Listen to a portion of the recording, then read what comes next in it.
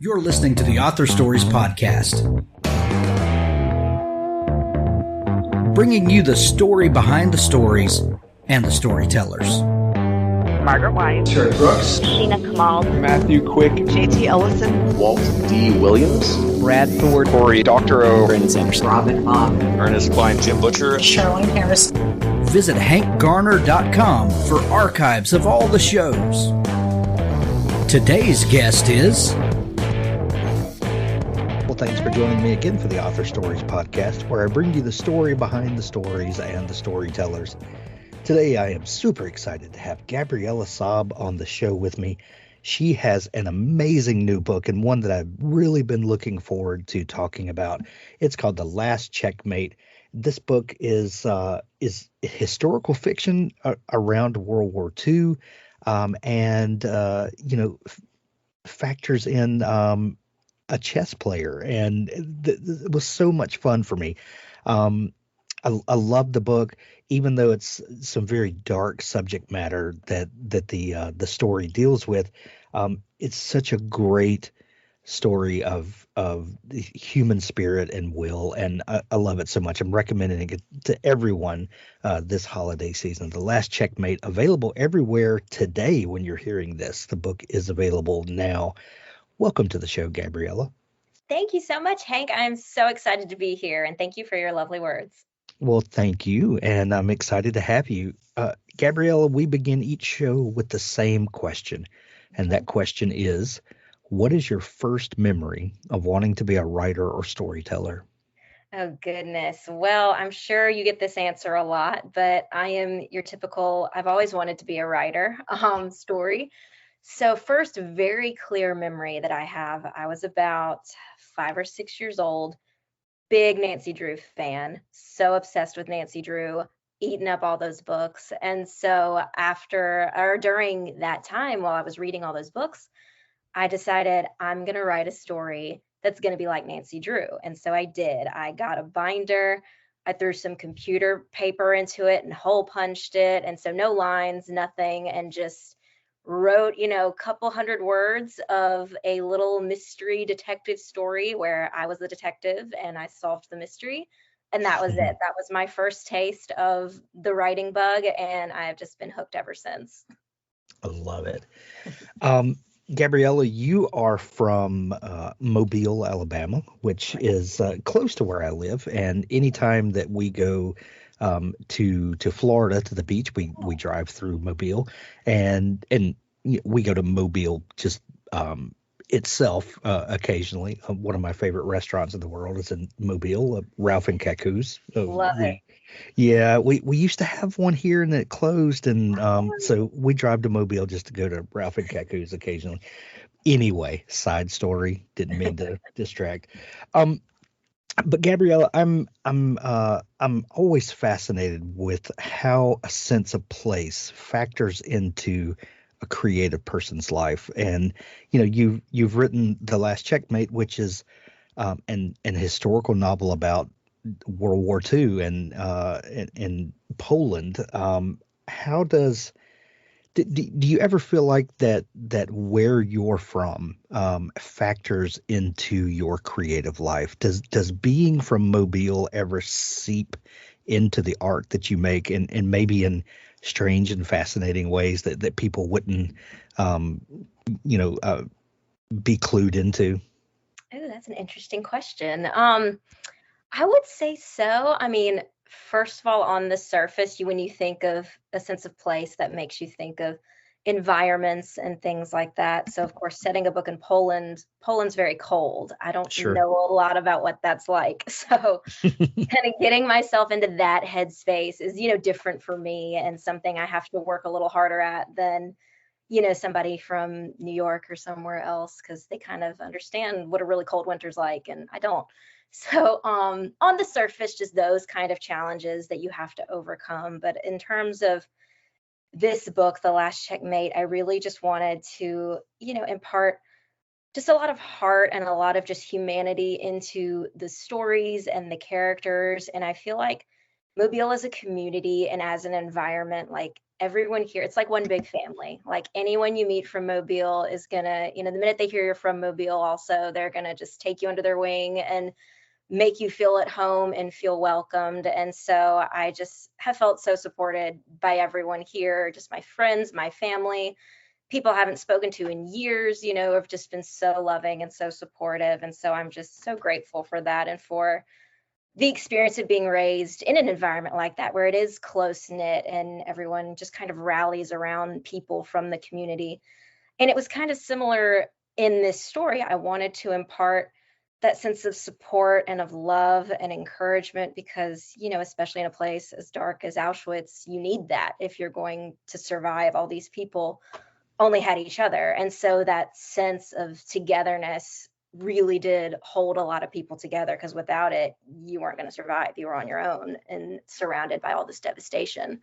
So I feel like that the heart of the story and of, my community are very, very similar. See, I knew you could make a connection to Mobile. I just knew it. Of course. Yeah. Gabriella, do I understand that you went to the greatest institution of higher learning known to man, Mississippi State University? Hail State. Hail State. Hail State indeed. You studied business administration, is that right? Did marketing. Yeah. What? How do you feel like that? Were there any tools that you picked up along the way that you can look back now and say, I didn't exactly plan this, but I see that is a tool that I needed in my toolbox? Oh, absolutely. So I chose marketing because I kind of wanted a fallback plan in case the writing thing didn't work out.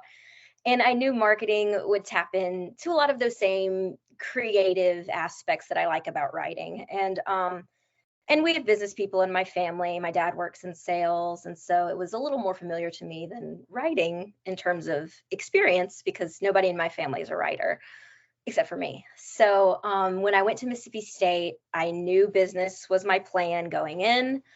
And I just really enjoyed getting exposure to so many different aspects of just life skills and tools and things that help you no matter what your career is. Like in my sales classes, for example, you learn how to pitch a work, whether it's, a book or a business or even yourself as a, competent person. So all of those skills come into writing, because a lot of people think, authors are just sitting there writing the stories, but there's actually a whole lot that goes into the career of being an author as a whole, which includes marketing and, budgeting and publicity and all these other things that are outside of the time you spend at your desk crafting the story. So marketing really gave me those tools and that foundation to learn how to put myself in front of people and to discuss my work, to discuss my credentials and my experiences. And then also other things, like you were saying, that maybe I wouldn't have been as, interested in or think would affect me as much, would be things like, my finance classes, my accounting classes. Those were like pulling teeth for me, because I am a history mind, I'm an English mind. And so put me, with some numbers, and that's just not gonna work out quite as well. But they really did give me a good foundation for just kind of understanding money and budgets, like I said, and especially with publishing, it's not a stable career in a traditional sense where you're getting a certain paycheck every month. So having that awareness has really been a nice little bonus tool as well. So from your early days, being the next Nancy Drew and loving those kinds of stories, to studying marketing at Mississippi State, what was it that brought you to historical fiction? Was this a love that you've had for a while? What was it that got you interested in this genre? Yeah, great question. It's definitely a love that I've had ever since I was little. Even while I was reading Nancy Drew, I was always reading something historical as well. And actually growing up through 8th grade, I was homeschooled. And so my mom knew I loved writing, knew I loved reading. And so she kind of tailored my curriculum more heavily in those aspects. So with a lot of my history books, she would bring in historical fiction novels set during that time. So I was always reading middle grade or, whatever it was that coincided with what I was studying in history. So that was fantastic and just really exposed me to so many different stories and times and cultures and just, all the different possibilities that you have with historical fiction and stories that you don't really hear in your textbooks. So it was always the genre that I loved the most and that I wanted to write someday. But historical fiction, the first thing you think about is research. And so I, thought maybe I should try to write something else first, see if I can even write a book, if I even know how to write a book. And then I'll, set toe over the line into historical fiction. Well, this story came to me and said, you know what? We're going to do this. And so I said, okay, let's go for it. And so even throughout high school and grade school, writing other genres and everything, this was my first big push toward the professional writing, was this historical novel. Gabriella, let me ask you about the role of historical fiction and the role of a historical fiction writer, because in the title of the genre, historical fiction, we know that this is going to be a book based around historical facts and places and people that are absolute facts. They're set in stone. These are things we can't change. But then you put the fiction tag on there so that we know that this is a made up story with possibly some made up characters and scenarios that are anchored in fact.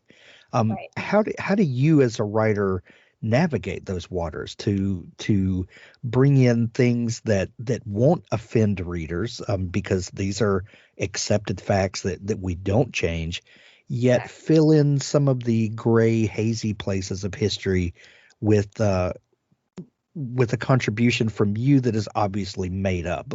It seems to me that is treacherous waters to try to swim in. It is indeed. And you have differing opinions from people as to how well you've done it, which is, to be expected. And I would imagine what people will accept and what they won't accept.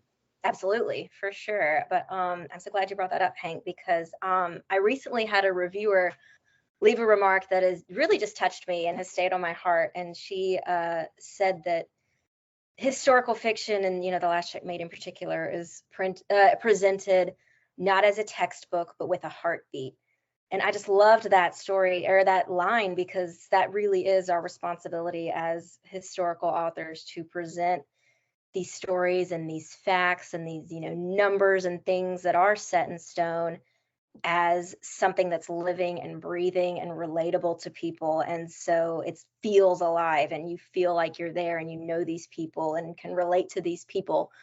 And so I feel like that heartbeat is kind of where the fiction side sometimes comes into play a little bit more, because you have your historical facts, you have your guidelines that you have to follow in that regard and that, can't be changed. But as you're crafting these characters in these scenarios, sometimes you do need to deviate from what is factually accepted or can't be verified completely in order to capture that heartbeat that you're striving for. And so like in The Last Checkmate, for example, my main character is imprisoned in Auschwitz in 1941, and she's a female, and women were not imprisoned in Auschwitz until 1942, because prior to 1942, it was a prison camp for men only. And so because I had this little inkling, this little idea about this young girl in Auschwitz during this time, that was a big stumbling block I had to get over. And I had to decide, is there a way I could explain with the historical plausibility why she would have been spared and at this time rather than executed. And so if I couldn't have gotten over that hump, then I wouldn't have been able to write this story. And so because I discovered these stories of different prisoners in Auschwitz who were spared death in order to use their skills to either entertain the guards or for other means of survival, that's where I got this idea to have her use this chess skill that she has as that means of survival and as that purpose for why she was not sent to execution. So that is the fine line that we as historical writers always walk between fact and fiction. Where do you bring it together? Where do you leave it alone? And so, like you said, some people have differing opinions of what works, but for this story to get that heartbeat that I was going for, I felt this was what I needed to do. Do you find that those humps that you have to figure out how to work around, or to get over in the planning of the story, when you do kind of crack the code and figure out a way of getting around this pesky problem of historicity, Right. does that open new possibilities? When you say, well, I figured out how I can get around this, and now because I did that, it opens up all of these other story possibilities. Yeah, I would say so. Absolutely. Because it encourages you to be creative and be inventive, and then to dig into other aspects of history as you're looking for these things that could be possible solutions.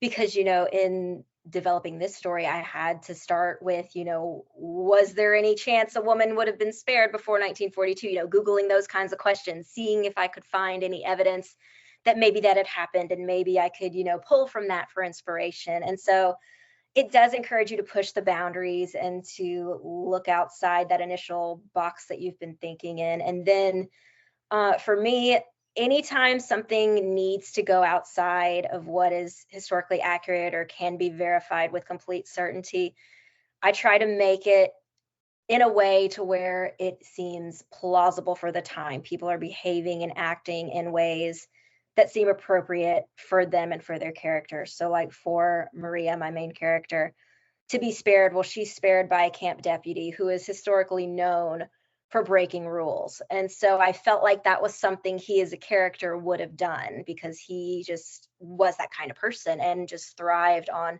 the ways he could torment these poor people. And so if he had been someone who was strictly regimented and always played by the book, this solution probably wouldn't have worked out for me. So it really does make you push those boundaries, like you said, and kind of step out and look for those solutions in places you may not have thought you'd find them. Dabble is a proud sponsor of Author Stories. Dabble is an easy-to-use cloud-based writing tool that gives writers a way to organize, plot, and create amazing stories wherever they are. Write in our desktop app on your Mac or Windows computer, tablet, or mobile device. Dabble syncs your latest version with the cloud on all your devices. Write anywhere and anytime inspiration strikes. We got you. Dabble is my preferred writing tool, and I think it will be yours as well. Visit dabblewriter.com for your free trial. You have an amazing story idea. You execute the writing and editing flawlessly, and now the only thing missing are readers. We can help you go from author to author superhero with Story Origin. Story Origin is a one-stop shop for marketing tools with a community of amazing authors working together to find reviewers, build mailing lists, increase sales, and collect feedback from beta readers. Everything an author needs, all in one place, from providing review copies or beta copies, reader magnets to ensure you stay connected with readers, easily distribute audio promo codes, universal retail links to send readers directly to the proper point of purchase, or provide direct download links for members of your mailing list. Story Origin has all the tools you need in one easy-to-use site. Use the promo code ASP21 at checkout when subscribing to the yearly plan, and you will get 10% off your first year. This code will expire December 31st, so hurry over and subscribe now. StoryOriginApp.com. Are you a chess player, Gabriella? I'm a better one now. I love that So answer. actually, I did not set out starting with the idea to write a book about chess. I had this idea of this girl in Auschwitz, like I said, and I knew she was there. She was very attached to this one character that you'll meet in the book, who is a real person that I knew a little bit about, and I just kind of had this idea of the two of them and of her, feeling so close to him and so bonded to him, and that he had supported and encouraged her, and she wanted to do the same for him. And so I kind of had that little vague idea, which prompted this story. And so as I was delving into these solutions, like I was saying, to figure out how this could even be possible, I was getting to know this girl. I knew she worked for the Polish resistance. I knew she was a non-Jew because that was, that's the Jewish side of the story, is not my story to tell. So I didn't want to write a Jewish main character. And so, but the more I kind of dug into these ideas, I just kept hearing her be like, hey, I like chess a lot. And I was like, okay, that's nice. And then it just kept coming and kept coming and kept coming. And I was like, okay, let me stop and listen to you for a minute. And so the more I thought about that and kind of understood where that came from for her and how she could use those skills, that was the tie that ended up bringing this whole book together. And so then I had to learn a whole lot more about chess. And so that pushed me into some real chess history, into women in chess in particular, like Vera Menchik, who was the first women's world chess champion. And so I studied a lot of those people and how they played their games in order to understand that chess grandmaster mentality, because I knew the basics. I can play fine, but I am no expert by any means. Yeah. So I really needed to look to the pros to make that work for my main character. I'm the same way, Gabriella. I love to play chess, and I play with my kids all the time, and I'll play with some friends. Right. I am by no means a chess master, and there's a it's a completely different way of thinking. When you go from casual chess player to competitive chess player, that's for sure. yeah, it's like stepping up to another level. Incredible. When you started thinking about that and realizing that this was going to be, a big part of the book, and I guess it's kind of the same, way of thinking about about historical events. How do you weigh how much detail to put in the book about chess? Because some people are going to love all the detail that you put in there, and then some people, their eyes are just going to glass over and go, "What in the world is she talking about?" How do you gauge what is going to be entertaining for the vast majority of people, while also not dumbing it down? Exactly. Yeah. Again, very fine line, like you said. So for this story in particular, obviously it was what gets her spared in Auschwitz and what she has to do to survive. And I knew I couldn't take you through every single move of a chess game while, you're sitting there as a spectator, or the people who aren't as into chess are going to be bored out of their minds. And so even though if I try to make it as interesting as I can, even the great chess players might not want to sit there and read, all these numbers and sequences of movements going on. So that was something I had to strike a balance in between showing enough of those moments where you do get a little deeper into the nitty gritty technicalities of the game, and then even more so showing how the game influences my main character and the way she thinks and the way she relates to the world and to her situation. And so chess just kind of became this little thread that ties through into everything in her life, and it's the way she approaches pretty much anything. And so I just wanted it to be that, just overall, just that sense of her and of who she is and the way she handles these kinds of situations, because like you said, a chess mentality is a very unique thing. And when you really get into those people's heads, you see that they tend to be systematic and logical and stuff like that. And so when all of that is thrown out the window and everything you've known gets taken from you, and here you are in this situation where you have no control whatsoever, how do you handle that, and how does that affect you emotionally and physically and mentally? And then on the flip side, this thing that she's loved and that she's so good at is now a survival tactic and something she does against these people she hates. And so it just becomes a very, very difficult thing to come to terms with, within your mind and within yourself. So that's really where I wanted to dig into chess, more of the emotional and psychological impacts and less of the, pawn to D4 kind of mentality. Gabriella, if we've learned anything about the publishing industry, it is sometimes it seems to be a slow moving machine that if we're holding the Last Checkmate in our hand today because it's release day when people are hearing this, we know that the story of this book has it's had a story journey to get to our hands, and you probably turned it into your publisher a year ago or better, and then before that, there was the whole journey of you writing the book and then getting an agent, and then the agent sells that to a publisher, and then you go through edits with the publisher and the Right. whole publishing process to now hold this book in our hand. When did you begin with this story? When did it first come to you and you start writing it? So flashback to very early 2018. That's when I had kind of the first little idea and kind of drafted this story. But again, at this time, I had finished college. I had moved back home trying to decide, what I wanted to do. Was I going to pursue this marketing degree that I'd gotten, or was I going to try to make this book thing work? And so I'd, come home, was working locally, and got this idea. And like I'd said earlier, I wanted to write something that wasn't historical fiction first because I didn't know a whole lot about craft yet. I knew I liked to write, but I hadn't done a lot in terms of studying craft at this point. And so I thought, let me just see if I can write anything.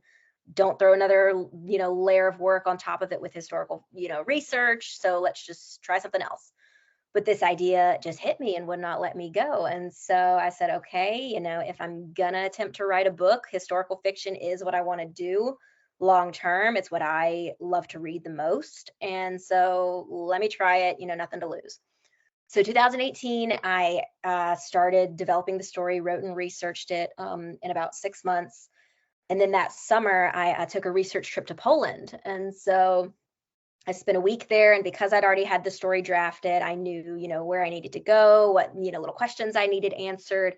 So I spent a few days in Warsaw and a few in Auschwitz as well, which was just absolutely incredible, life-changing experience. So then I came home, I cleaned up the story kind of for the rest of that year, queried a little bit at the end of 2018, but it was still, had some kinks I needed to work out. So I went to a writing conference at the beginning of 2019 and in the spring.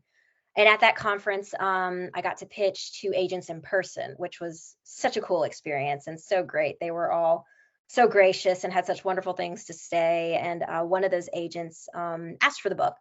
And so I sent it to her, and she responded with a revise and resubmit, which means, she likes the concept, but there are certain story or plot things that she would like changed if she were to represent it or potentially represent it. And so revise and resubmit means the ball's in your court. If you want to make these changes, I'll look at it again. If you don't, that's okay. So she suggested taking the story to this nonlinear timeline that you see it in now. And it was something I had considered. And so hearing it from her, from a professional, was the push I needed to do it. So I spent the summer working on that story and, changing that timeline, cleaning up the story a little bit. That fall, I started pitching to agents again and kind of went on a hiatus from querying at that time because of a family emergency. And then in this first of the year of 2020 is when I got the offer of representation from my agent. And then my agent, who is my agent now, we spent, a few months on edits. We put it on submission in the summer in the middle of this crazy pandemic that had just hit the world. So we had absolutely no idea what we were getting into, how long it was going to take. And then in December 2020, right before Christmas, we sold the book. And now here we are, publication. So Gabriella, several months ago, a Netflix show came out and made a big splash, the Queens Gambit. Yes. And while that story really has nothing to do with the Last Checkmate, I would imagine that stories of young female chess phenoms probably became everyone was talking about it. When you see a special like that come out and it's really saturating into our consciousness, does that excite you because hey, I have a book about a young female chess player who overcomes some great obstacles with this, or does it scare you a little bit that well, people are going to think that I'm just riding the wave of this and Right. because and we know that there's no way that could happen. This book Right. had been alive, so to speak, for Exactly. a lot longer than that. And Right. but sometimes there's this fortuitous intersection of things that happen. As a writer with a project coming out that is gonna check some of these boxes, how do you feel about that? Honestly, it was more excitement for me than anything else. The minute it hit Netflix, my agent and I were messaging. We're like, oh my gosh, this, could be good for us because here's, this big, like you said, push toward, female chess players and chess being something interesting because a lot of people think of chess as, it's not that fascinating, Yeah. especially if you're not a chess player. Who's going to sit there and watch this, 8-part miniseries about a girl who plays chess? How is that going to be entertaining? But it is, and everybody just ate it up and loved it. And so what I loved most about not the Last Checkmate, the Queen's Gambit, was that it did make chess exciting and accessible to so many people and was a fresh spin on the game itself and, in history as well. And so that's really what I want the Last Checkmate to do for people as well, to kind of put a fresh spin on chess and on a historical event that a lot of people know a lot of things about but maybe don't know this story. And so I loved that the Queen's Gambit just really raised awareness and kind of opened people's minds to stories such as this. But then, like you said, there is that catch-22 of people thinking you're just riding the wave of this, or like for example, the Queen's Gambit is mentioned in the book, that opening. And so I've already had, people wonder, is this because of this Netflix show that you put that in there? And I said, no, that was in the first draft, months ago, years ago. And so it just happens to be a chess opening that this show's named after too. And so, you'll get that. And people, like you said, who assume you're just riding the wave. But I hope it's, not just a wave. I hope it just continues and people continue to seek these stories of women in history and women doing things that they wouldn't have necessarily done, and these other just interesting stories and events and things that you might not think would be that interesting or that accessible to that many people, that are then presented in these fresh and exciting ways that get people interested in them. So I think it's great. Well, and it's such a fascinating story, and it's such an entertaining ride that you take us on with this book. I love it so much. I'm giving copies of this book to several people for Christmas this year because I know they're going to love it. But Gabriella, knowing that this book is out now and today is publication day, and we talked a little bit earlier about the journey that books go on to get published. This has probably been off of your desk for months and months and months. What have you been occupying yourself with, other than getting ready to launch a book? But are you working on a new project now? Yes, I am. So I have a new project that's with my editor at the moment, so can't say too much about it, but we'll see. But still historical. I would still like to kind of stay in the historical area and to just really continue looking for these stories that feature women in history, whether they're fictional or inspired by real people, and then just imparting that heart and that emotion and just letting modern readers relate to them. Because you think of historical fiction and of history and you think these people who lived eons ago and are nothing like us. Well, actually, if you look back at the course of human history, people aren't all that different. Like, we still struggle with the same things and face the same challenges, maybe in different ways, but the heart of the human experience is universal. And so that's really what I'd like to capture in these stories, and just through women, because, women are often forgotten in certain parts of history. And so just being able to dig into those stories that may or may not have, gotten a chance to come to the surface yet is just very important to me, and it's an honor to be able to do. So I really hope I get to continue doing it. Well, I can't wait to see what comes from your desk next, Gabriella. We're going to send everyone to pick up a copy of The Last Checkmate. When you're hearing this episode, it's available everywhere. We're going to have links in it in the show notes to where you can grab it in Kindle edition or a physical copy that you want to hold and then put on your shelf. Is it also available on audio? Yes, the audiobook, which is fantastic. I heard a little snippet and it's great. That's going to be amazing. We'll put links there as well. Gabriella, if people are just discovering you and want to dig into all the great stuff that you do and follow along with what's coming up next, where can they connect with you online? Yeah, I'm on Facebook at facebook.com/Gabriella Saab author. And I'm on Instagram and Twitter. Both of those handles are at Gabriella Saab _. Excellent. We'll put links to all that in the show notes to make it easy for folks to find you. Gabriella, it's been so much fun chatting. Thank you so much for taking time to come on the show. Thank you so much, Hank. This has been a blast. It's been awesome. Now stay tuned for an audiobook excerpt from Richard Gleaves' The Jason Crane series. They made instant coffee and laid blankets over a pile of hay. He helped Kate pull off her boots. She volunteered for first watch, but Jason couldn't sleep. "Talk to me?" he whispered. Kate sipped her coffee. She sat silhouetted against the soft navy sky. A field of stars hung above her. The constellations peered in through the windows and slats. "How about a story?" "Sure. My mom used to tell this one. It's the legend of the Star Maidens." He watched her words as she spoke, her story illustrated by puffs of vapor that mixed with the steam of her coffee. Long ago, a Mohican brave became lost in this valley. He'd followed a red deer deep into the woods, but the deer had vanished, and as twilight fell, he lost his way. He searched the heavens. He saw a bright star and followed it. It shone upon a clearing in the woods. Spook Rock lay at the center, emanating magic. And in the starlight, he discovered the most beautiful woman he had ever seen. He discovered a star maiden. She was dancing with her sisters, and all 7 were naked. "Oh, really?" Jason whispered. 7 naked star maidens? Shh. Why do these things never happen to me? The brave decided he must take the Star Maiden for his wife, so he seized her and threw her over his shoulder, and she loved him for his courage. They married and had a son.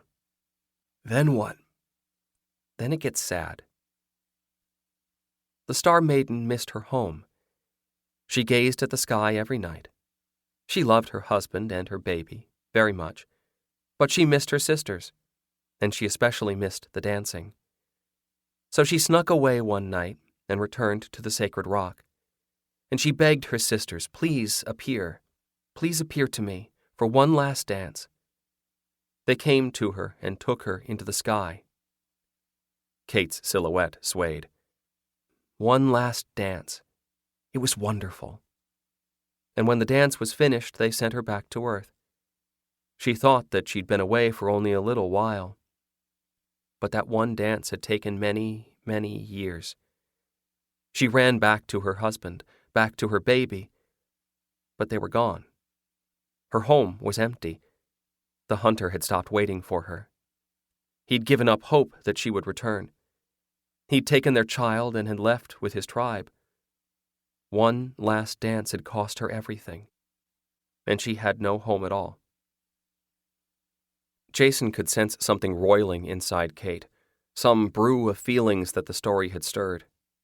He wanted to leap up, to grab her and carry her off, his Star Maiden and wife.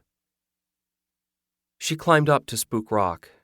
She heard no music, only wind. She died there of her grief.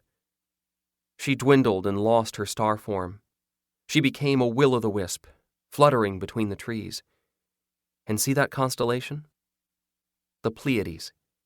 Those are her 7 sisters, watching down from heaven. And, to this day, If a girl has lost her true love, she can go to Spook Rock and dance, and the Star Maidens will bless her. They'll grant her one wish, any wish at all, except one. They can't make her true love return.